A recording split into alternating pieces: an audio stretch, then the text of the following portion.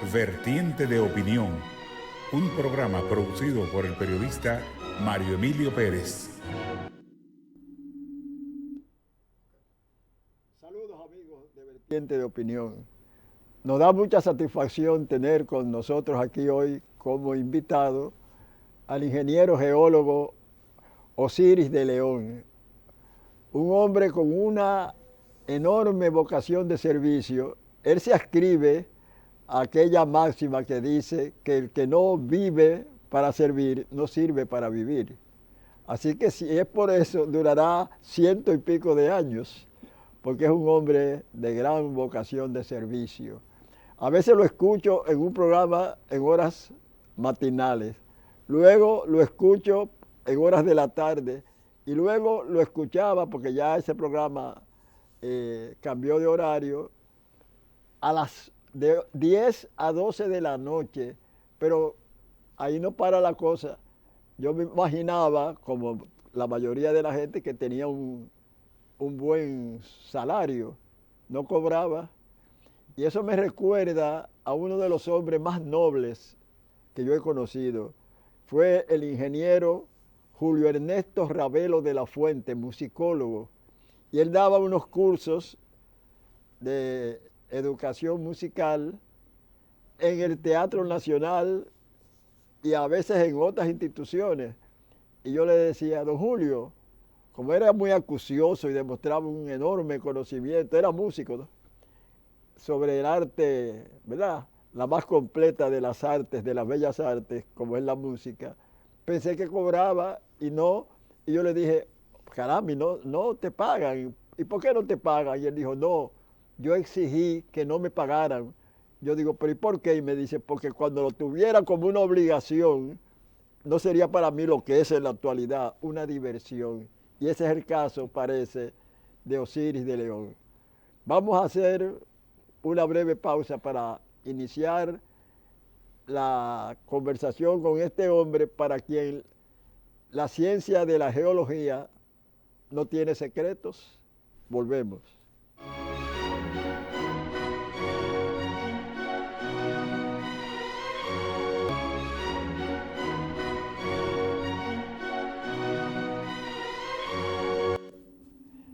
Todos o la mayoría de los teleaudientes de este programa seguramente le están dando seguimiento al grave problema mundial que significa el cambio climático. Es una lástima que Donald Trump, ese presidente, bueno, no hay ninguno que se le haya parecido en la historia de Estados Unidos y quizás del mundo.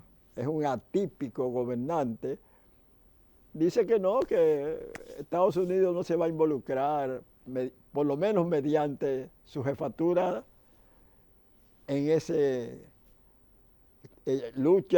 lucha denodada e incluso de supervivencia que libra la humanidad en la actualidad, para ver si se atenúan los rigores del cambio climático.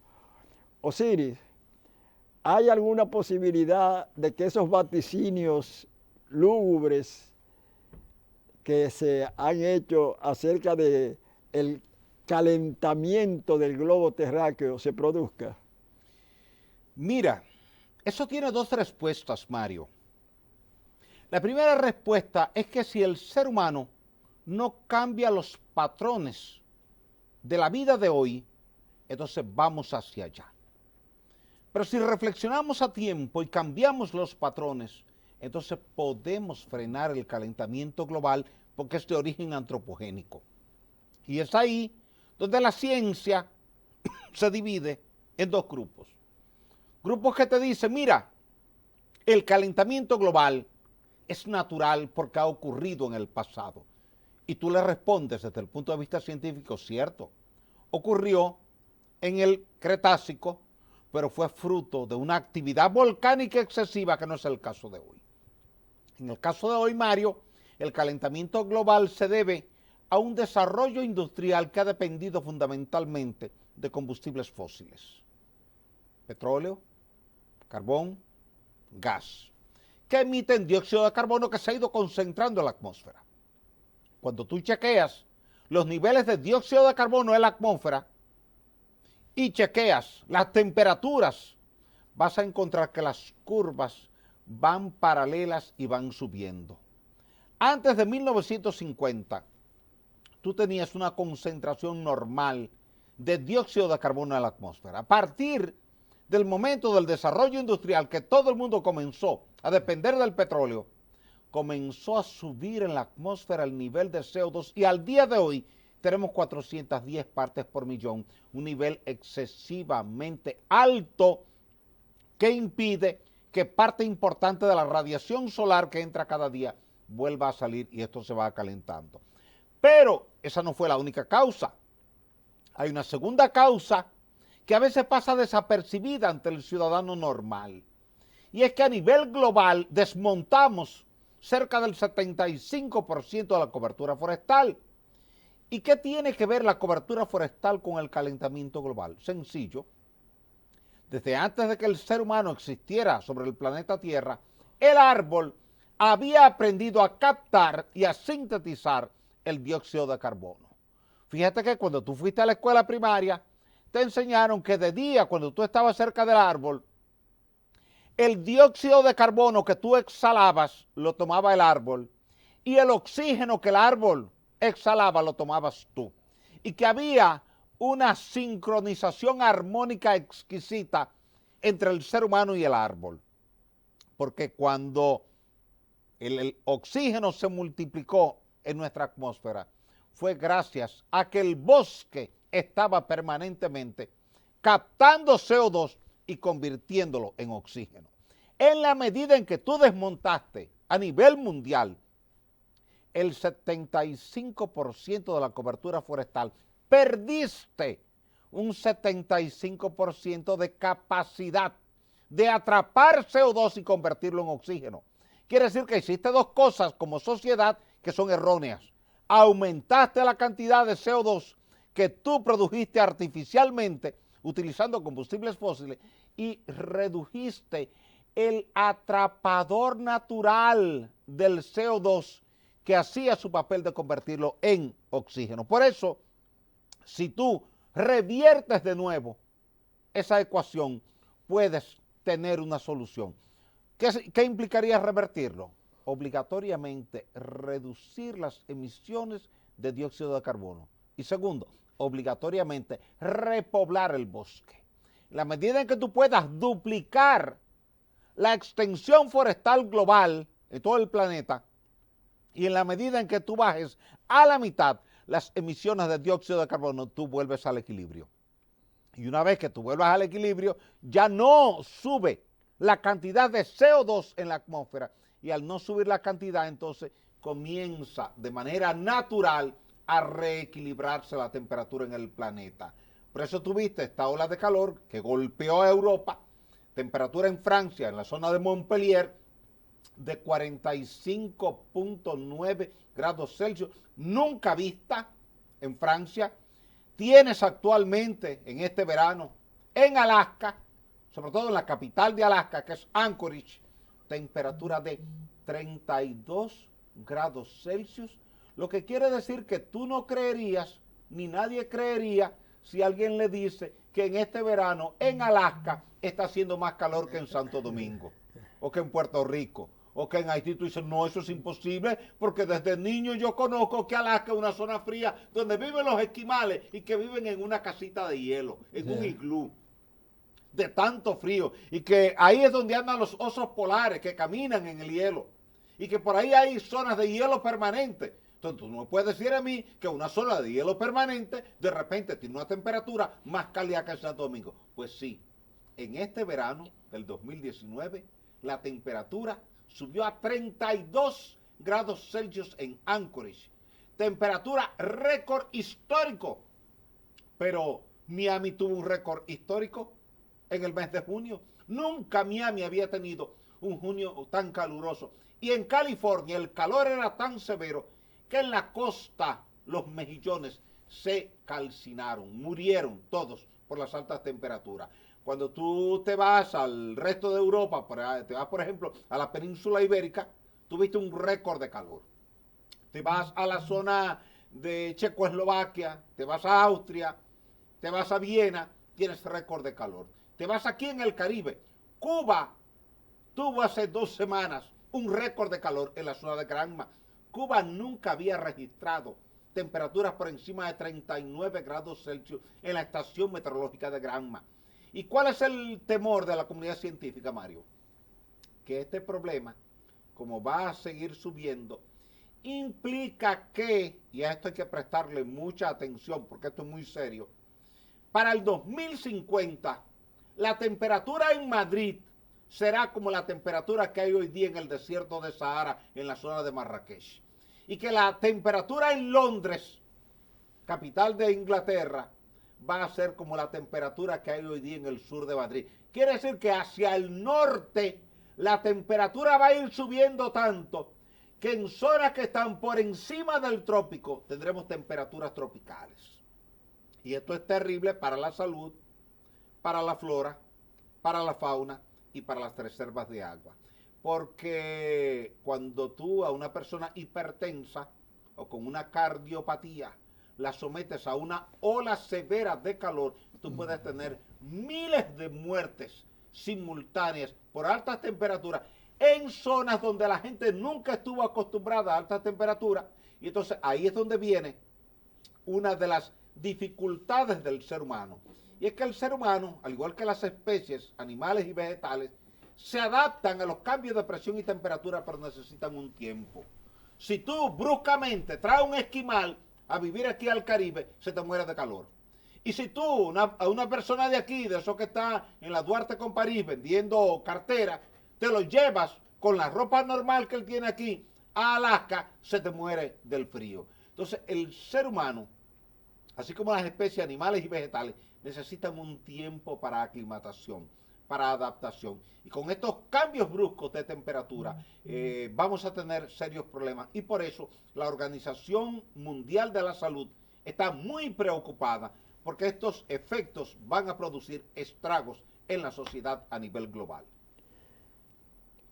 La circunstancia de que el presidente norteamericano Donald Trump haya decidido no participar en los esfuerzos para disminuir el carácter catastrófico de ese cambio climático que se está augurando, ¿cómo podría revertirse favorablemente con otra gestión gubernamental de uno que sucediera la de Trump?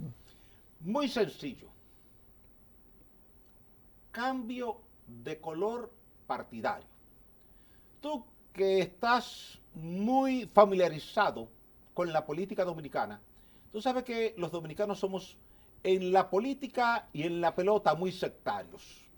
El escogidista no quiere que le hablen nada del Licey. El liceísta no quiere que le hablen nada de las Águilas. O sea, hay una separación muy vertical, muy cortante esa separación. Los políticos dominicanos por igual. Al que es reformista no le gusta que le hablen del PRD y el que es del PRD no le gustaba que le hablaran del reformista. Era como una enemistad política. Sí. Eso ocurre en Estados Unidos. Tú sabes que quien primero asumió el discurso del tema del cambio climático fue Al Gore.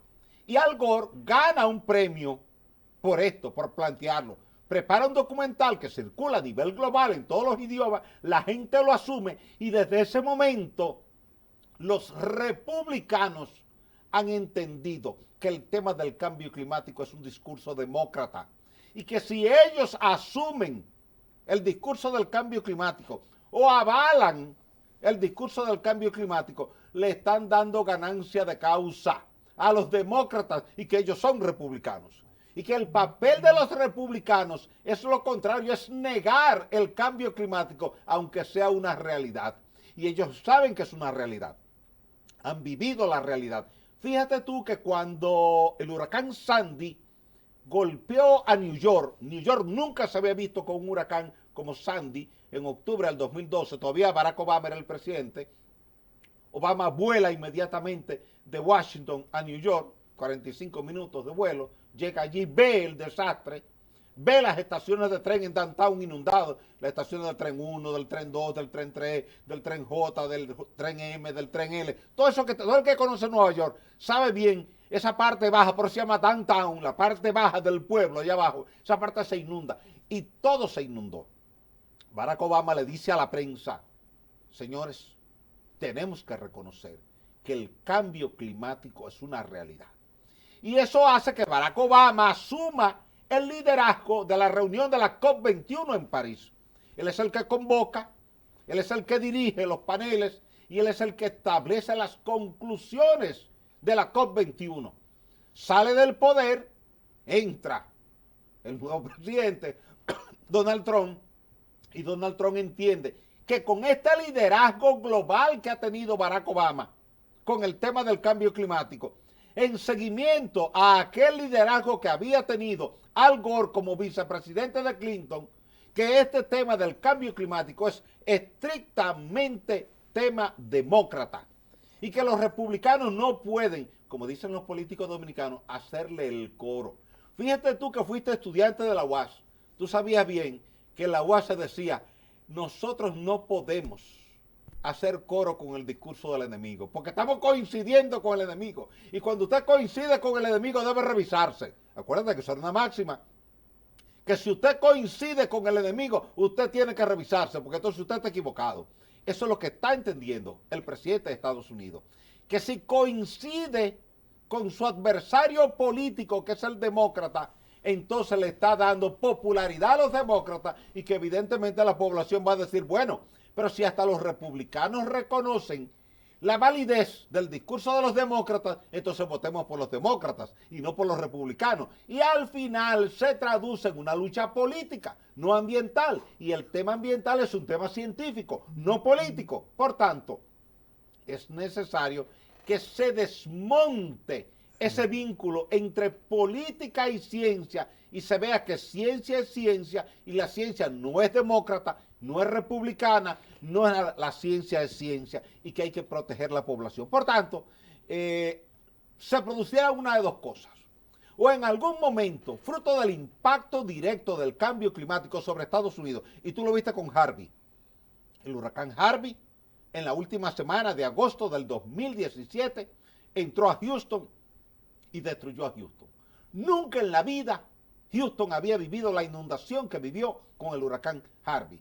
Ahora, en este momento que tú y yo estamos hablando, ahí está la tormenta Barry.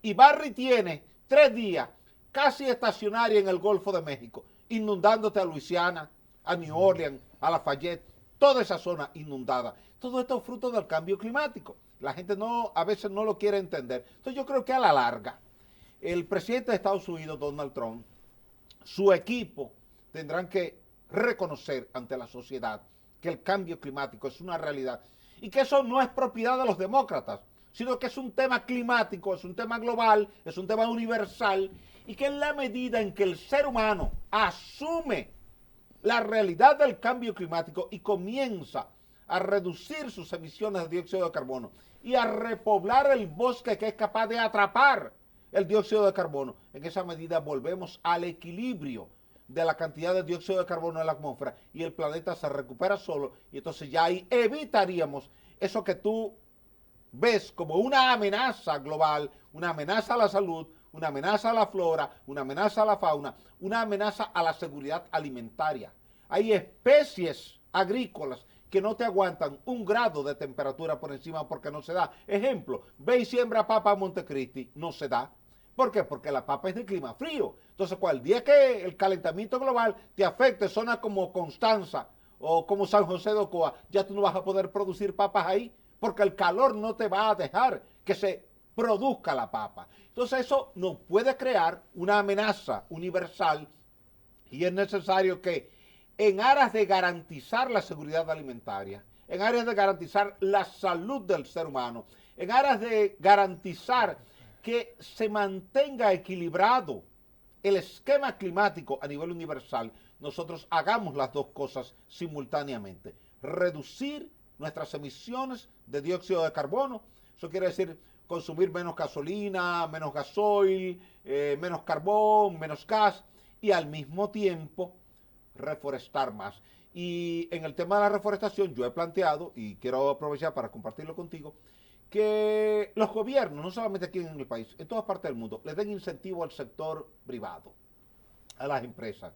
Tú eres un empresario, yo soy un gobierno, yo te digo, mira Mario, por cada 100 pesos que tú gastas reforestando, yo te voy a reconocer en materia impositiva 120 pesos. Quiere decir que si tú gastas con tu personal reforestando en la cordillera central 10 millones de pesos, de los que tú tienes que pagar de impuestos, yo te voy a reconocer 12, para que te ahorres 2. Es decir, tienes un incentivo para tú ir con tus empleados a reforestar a Villa Altagracia, a La Cumbre, a Marabao, a Jarabacoa, a cualquiera de esas zonas. Entonces, auditado por el Ministerio de Medio Ambiente, auditado por la DGI, si eso lo hace cada país, el sector privado se anima a reforestar porque va a ahorrar dinero. Y dice, bueno, si por cada 10 pesos que yo gasto aquí, el gobierno me reconoce 12, como la ley de cine. Si tú inviertes 10 millones de pesos en una película, avalado por la dirección de cine, dije cine, el gobierno te lo reconoce en materia tributaria. Entonces ya esos 10 pesos tú lo presentas, tu factura como un anticipo al impuesto sobre la renta y tú tenías que pagar 100 millones de pesos, ya tú le habías dedicado 10 a la ley de cine, entonces ahora tú solamente tienes que pagar 90 porque te reconocen esos 10. Que se haga lo mismo con el tema de la reforestación, con una ventaja. El bosque no solamente te produce oxígeno, sino que te ayuda a tener más agua en las cuencas hidrográficas. Bien, ya nuestro camarógrafo, que es un hombre muy calmado, a diferencia de Albert, nuestro camarógrafo anterior, que daba saltos para indicar que teníamos que hacer la pausa, este amigo Fernando Duval es parsimonioso, es la palabra. Volvemos.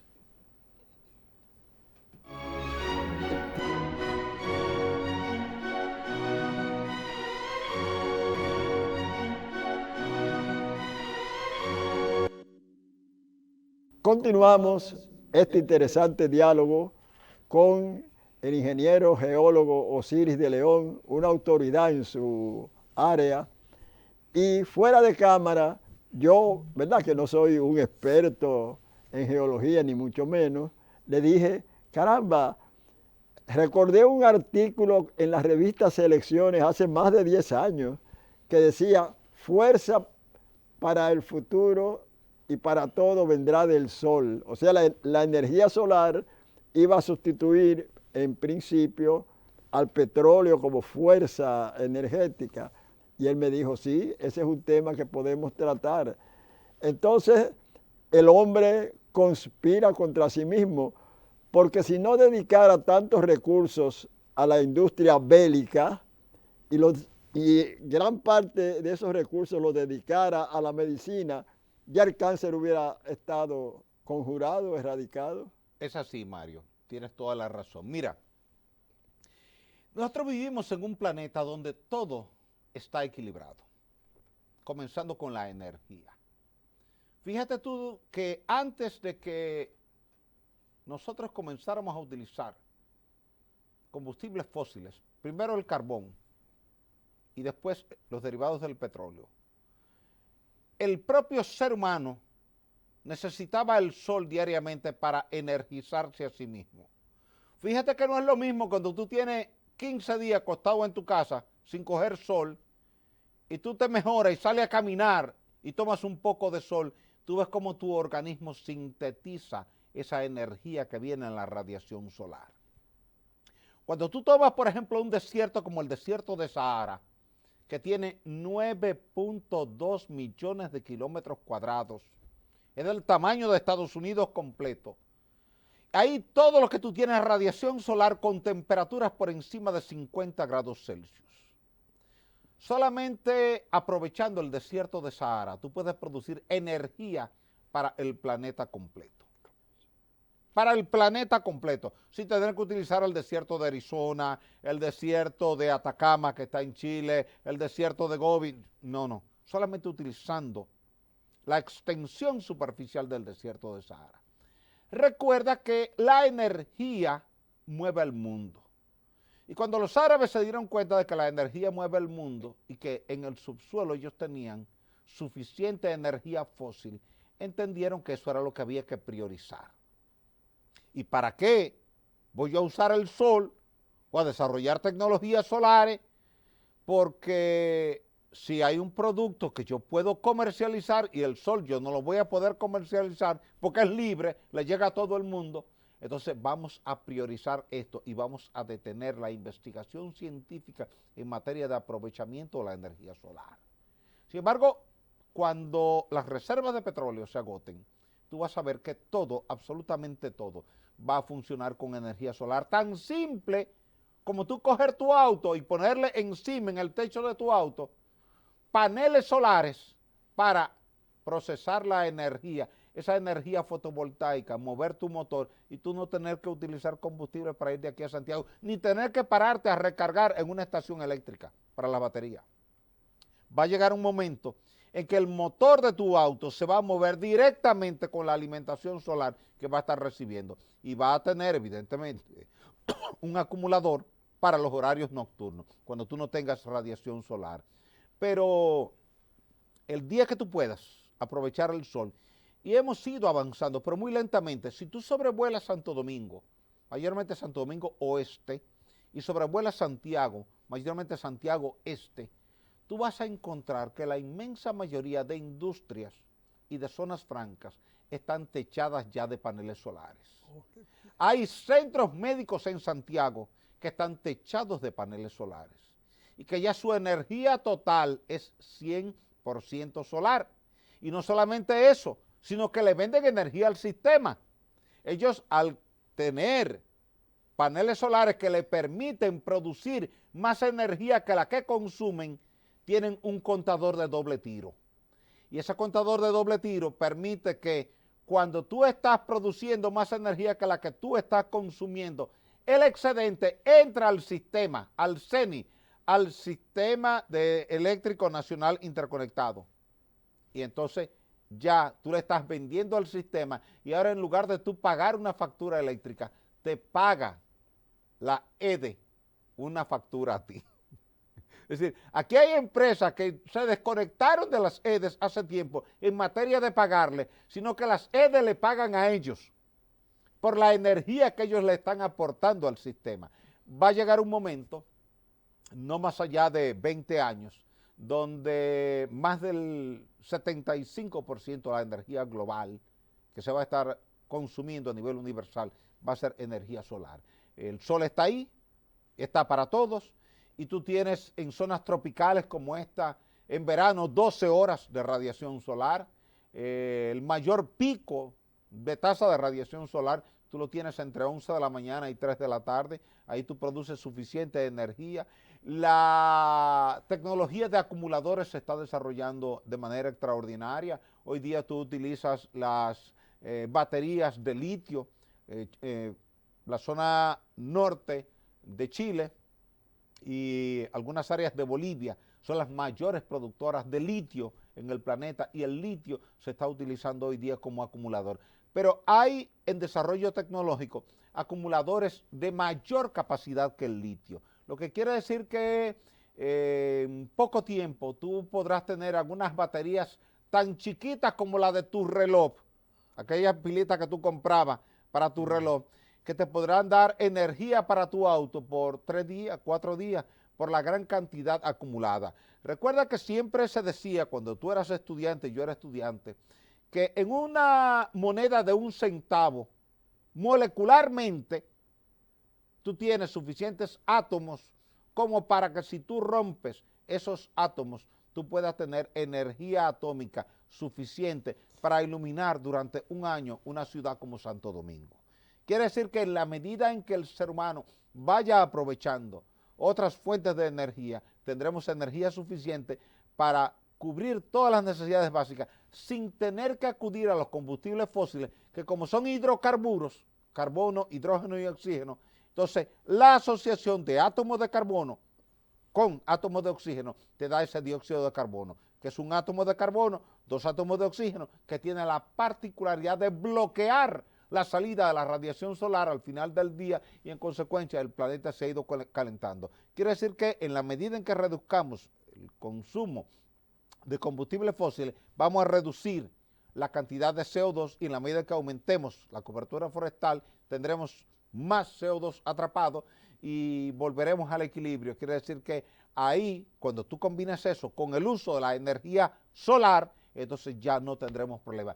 Pero si seguimos por el camino que vamos, el futuro es negativo en términos de mayores olas de calor, más intensas las olas de calor y más largas las olas de calor, que son tres componentes distintos. Que se repitan más, que sean más largas y que sean más fuertes, más intensas, con calor más acentuado. Esa es la expectativa que hay a nivel global con el tema del calentamiento global. Y no es nuevo. Esto lo estamos hablando desde los años 90. La primera reunión que hizo el IPCC, el Panel Intergubernamental para el Cambio Climático, en Latinoamérica, la hizo en Sao Paulo, en el Instituto de Pesquisas Espaciales.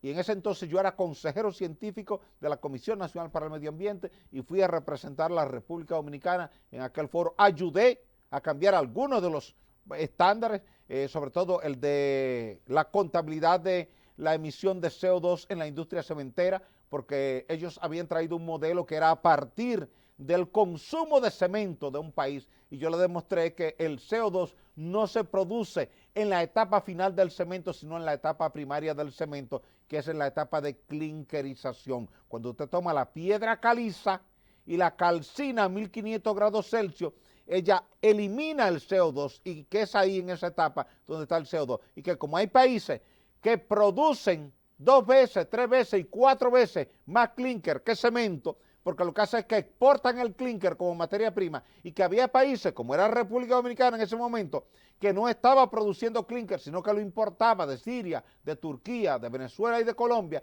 pero que no lo estaba produciendo. Entonces a nosotros no se nos podía poner en nuestra contabilidad un CO2 de la industria cementera que no lo estábamos produciendo, porque nosotros éramos consumidores de clinker, que lo molíamos, le poníamos yeso, que es un sulfato de calcio hidratado, y lo convertíamos en cemento. Y que esa contabilidad había que cargar solo al productor de clinker y no al de cemento.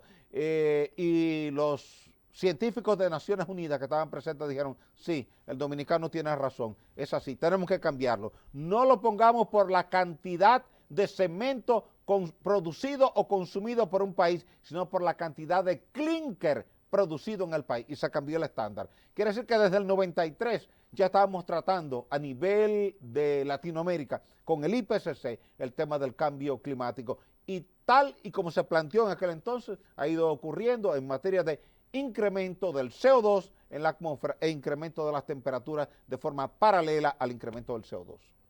Tú sabes que oyendo a tus exposiciones en los medios de comunicación, que no me pierdo, ya conozco la voz y no tengo ni siquiera que reconocer, porque algunos de los entrevistadores mencionen tu nombre, me quedo ahí.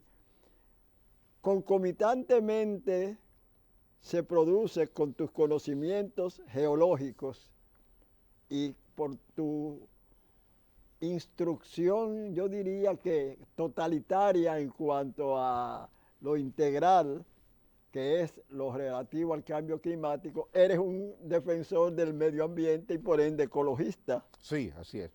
Entonces, leí, óyeme, y casi se me salieron las lágrimas, que el plástico, ¿verdad?, que se lanza y que en cualquier desagüe y que va a parar al mar, ha causado la muerte de muchos peces que confunden su alimento con ese plástico, lo ingieren y mueren. Así es. Entonces, eso también me imagino que va a incidir o está incidiendo ya en cuanto al clima. Tiene que ver directamente porque el plástico viene precisamente del mismo petróleo. El plástico es un polímero derivado sintéticamente del petróleo. Entonces, ¿qué ocurre? La naturaleza aprendió a degradar biológicamente los elementos naturales de la naturaleza. Pero los que no son naturales no ha aprendido a degradarlo. Entonces, ¿qué ocurre? Cuando tú tiras un plástico a la calle, a la cañada, al arroyo, y llega al mar, la naturaleza no haya cómo degradar esta molécula, porque es un polímero. Y al ser un polímero, no es orgánico, entonces la naturaleza sabe degradar los compuestos orgánicos y los compuestos metálicos que desde el principio de la formación de la Tierra, hace 4.567 millones de años, vinieron con la formación de la Tierra. Fíjate que el hierro se oxida y se degrada, porque entonces el oxígeno viene y se adhiere al hierro, y al adherirse, entonces el hierro pierde su resistencia y se degrada. Y la bicicleta que tú dejas en el patio de tu casa se te oxida. Por ese esquema que aprendió la naturaleza. Pero el plástico no tiene manera de oxidarse, porque él no entra en asociación con el oxígeno, no se degrada, no tiene cómo descomponerse. Por tanto, te dura cientos de años, algunos tipos te duran miles de años, y llega a inundar todas partes. Tú viste cuando la tormenta Beryl, cómo el malecón de Santo Domingo se inundó de plástico. Todo ese plástico que venía de Santo Domingo Norte a través del río Isabela y del río Sama, que se acumuló detrás del puente flotante, cuando abrieron el puente flotante, aquellos fueron cientos y cientos y cientos de toneladas de plástico flotando. Ese plástico ha ido haciendo daño a la fauna marina, porque hay especies de fauna marina que ven determinados cuerpos plásticos que se le parece al cuerpo de un pez. Entonces va a comerlo creyendo que es un pez, y lo que está es asimilando un plástico que él no puede degradar biológicamente. Ni tú lo puedes degradar, ni yo lo puedo degradar. Si tú te comes un pedazo de plástico y yo me como un pedazo de plástico, nuestros organismos no pueden degradar esa molécula, porque nuestros ácidos gástricos no han aprendido a degradar ese polímero, que es artificial, que es sintético. Entonces, así como tú entras a tu cuerpo un pedazo de plástico, así él tiene que salir obligatoriamente, porque tu organismo no lo puede metabolizar, es decir, no lo puede transformar en los nutrientes que tú necesitas en tu cuerpo. Entonces, como la naturaleza no sabe procesar ese plástico, el plástico se ha convertido en un gran dolor de cabeza universal, y por eso hoy día tú tienes, Nueva York acaba de prohibir el uso de plásticos de un solo uso.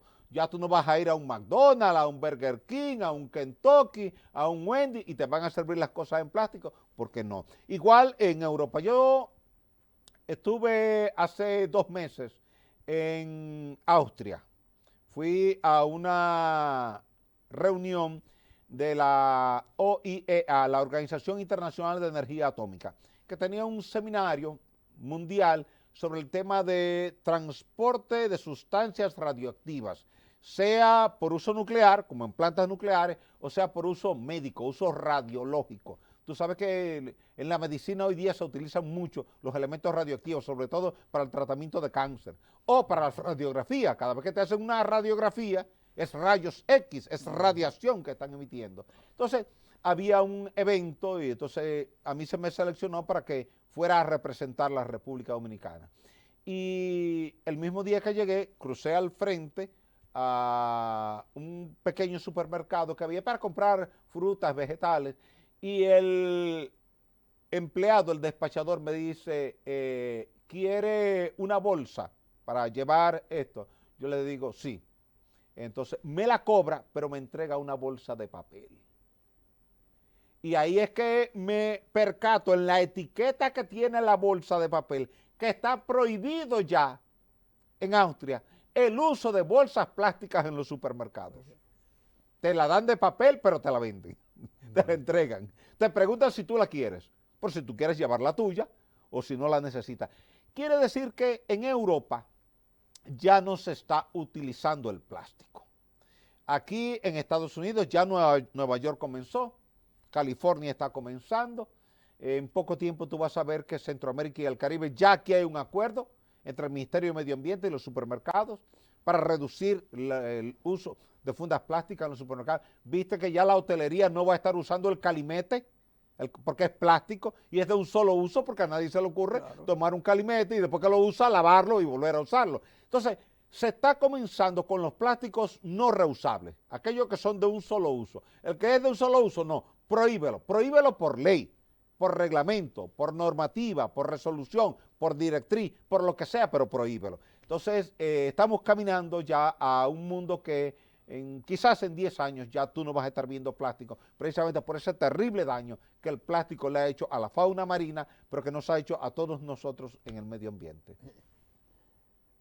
Nos hemos circunscrito hasta el momento con el asunto del cambio climático por su importancia y porque hemos visto que en las últimas comparecencias de nuestro invitado, el ingeniero geólogo Osiris de León, a los medios, se ha tratado casi exclusivamente ese tema, pero indudablemente que como vivimos en una zona ciclónica y vimos lo que ocurrió en California con un sismo de gran magnitud, un estado que sin duda corre riesgo por su ubicación y por sus características geológicas de que pueda haber un terremoto de incalculables consecuencias.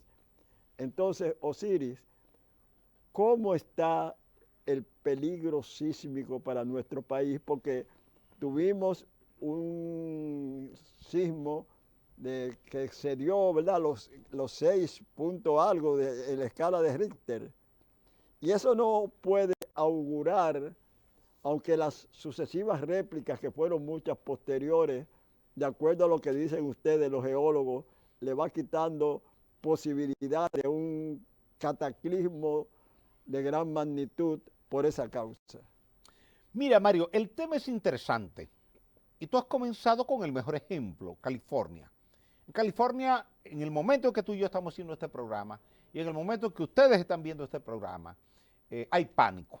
Hay pánico en San Diego, en Los Ángeles, en San Francisco, en Las Vegas, en Seattle y en Portland. ¿Por qué? Porque la pasada semana tú tuviste 2 terremotos en 2 días. Uno de magnitud 6.4 y otro de magnitud 7.1. Al día de hoy, hay gente en el sur de California que está durmiendo fuera de la casa. Busca las fotografías en la prensa internacional. Están durmiendo fuera de la casa, o en unos casos porque la casa se agrietó mucho con los temblores de la pasada semana, y en otros casos por miedo a lo que ellos llaman el Big One, el gran terremoto. Tú sabes que San Francisco fue destruida en 1906 por un terremoto. Un terremoto que no fue tanto el daño del terremoto, fue el daño del fuego, el incendio generado por el terremoto. Incendio descomunal, como pasó en Kobe en 1995. Lo que más destruyó en Kobe no fue el terremoto, sino el incendio, porque se escapó todo el gas. Y como era una ciudad que dependía de un sistema de tuberías de gas, todo aquel escape de gas generó pues una tragedia. Allí hay miedo a eso, porque con el modernismo pues todo el mundo utiliza gas. En tu casa se utiliza gas, en mi casa se utiliza gas, en la casa suya se utiliza gas. Entonces la gente está en pánico allá. ¿Qué quiere decir esto? Que si bien es cierto, como tú planteas, que cuando ocurre un terremoto de 6.4, como ocurrió, y al otro día uno de 7.1, tú has liberado presión, la pregunta clave que tú no tienes respuesta y que yo no tengo respuesta y que nadie tiene respuesta es cuánta energía residual nos queda después de esa. Es decir, tú tienes en una película un francotirador que tiró un tiro, pero el enemigo no sabe cuántos tiros le quedan. A lo mejor ese era el único que tenía, el que tiró. Pero ¿y si a lo mejor tiene por ahí una caja de proyectiles? Eso nos pasa con el tema de la sismicidad. Tú no sabes, yo no sé, porque no tenemos instrumentación colocada, cuando se libera energía, cuánta energía residual nos queda acumulada. Hay lugares donde ha ocurrido un terremoto de magnitud 7 y al otro día ha ocurrido uno de magnitud 8. Por ejemplo, aquí en República Dominicana, 4 de agosto de 1946, domingo, 1 de la tarde, Nagua, un terremoto de magnitud 8.1 que nadie se lo imaginó nunca. Bueno, se liberó toda la energía. A los 2 días hubo uno de magnitud 7.4. Quiere decir que todavía quedaba energía elástica acumulada suficiente como para destruirte lo que no se había destruido con la sacudida inicial. Y eso tú lo has visto en Japón, que te ocurre hoy, un terremoto de magnitud 7 y al otro día o 5 días después o 2 semanas después viene un terremoto de magnitud superior a 8. ¿Por qué? Porque el primer sismo fue una primera rotura que a su vez debilitó otro segmento de la falla geológica y con los empujes 2 días después o una semana después terminó de romper el otro segmento y hubo un terremoto mayor. Lo que quiere decir que aquí en el país tenemos que estar conscientes de que desde 1946 no tenemos un terremoto de magnitud superior a 7, hay mucha energía acumulada. Tuvimos uno en Puerto Plata el 22 de septiembre del año 2003, que fue de magnitud 6.5, pero ese no es el grande que tú esperas. El que ocurrió en Haití el 12 de enero del año 2010, la gente estaba confundida, dice, pero ese era el que se esperaba. No, porque esa es otra falla distinta.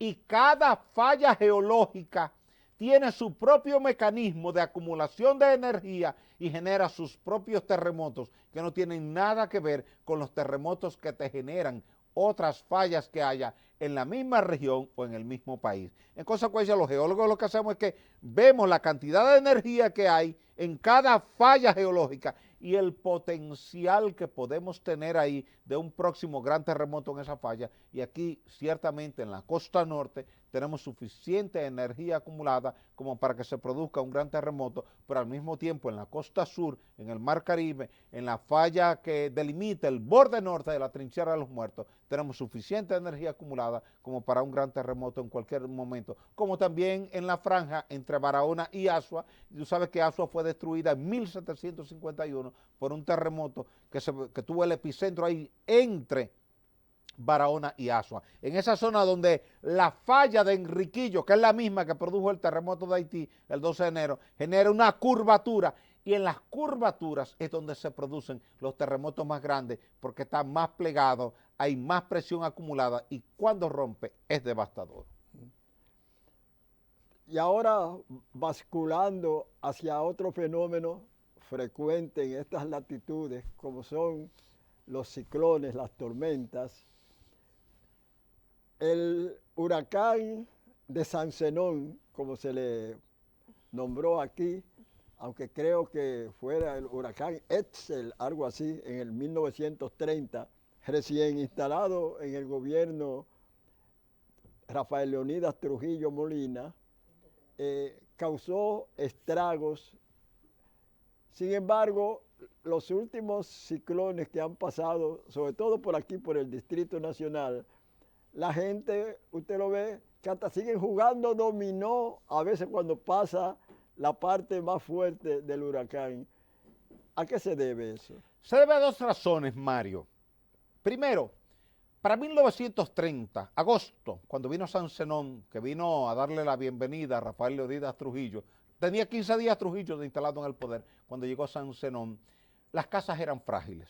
Eran casitas de madera, de cartón, techo de zinc, pero la mayoría todavía usaban techo de yagua y de cana. No para ese entonces, para 1930, la gente de clase media para arriba era que tenía techo de zinc. La clase media y la media baja más la clase pobre, lo que tenía era techo de cana y techo de yagua. Y aquel techo pues era muy frágil ante la carga de viento. Segundo, no había el nivel de conocimiento científico que hay hoy día. Hoy día tú tienes una alerta del Centro Nacional de Huracanes de Miami, de la Oficina de Meteorología de aquí, o de los que entendemos el tema. Entonces, ¿qué ocurre? La gente no sabía cuándo venía un huracán. La gente se enteraba de un huracán cuando tenía el viento encima. Ahora no, ahora te avisan cuando viene ya lejos. Entonces, ¿qué ocurrió en eso? Que el ojo del huracán pasó por Santo Domingo y la gente entonces no lo sabía, salió a la calle y se llevó a todo el mundo.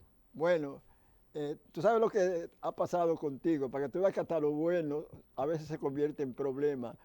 Estaba tan absorto escuchándote, nuestro camarógrafo Fernando Duval, que cuando vino a hacerme la seña de que había que terminar, me hizo la seña con el número 3 minutos. Bien. Osiris de León, ingeniero geólogo, una autoridad, un erudito, a pesar de su modestia, ¿sí? Él no es como un amigo mío que dice que él es tan humilde que nunca ha reconocido que es un genio. Bien, recuerden que este programa se transmite domingo por la frecuencia 6, tanto de Claro como de Altiz, Tricón, de 9 a 10 de la noche y se repite lunes de 5:30 a 6:30 de la mañana. Y que luego usted puede verlo durante el tiempo largo en YouTube. Después del lunes a mediodía, o sea, usted no pudo ver este programa de Osiris de León y usted, al igual que yo, es un fans de Osiris, pues usted lo puede ver en YouTube pocos días después, hablar con gente que no lo haya visto para que se instruya, porque este compareciente en nuestro programa lo que da aquí es una conferencia, una charla, una clase y uno aprende. Hasta la próxima. Hemos presentado Vertiente de Opinión, bajo la conducción del periodista Mario Emilio Pérez.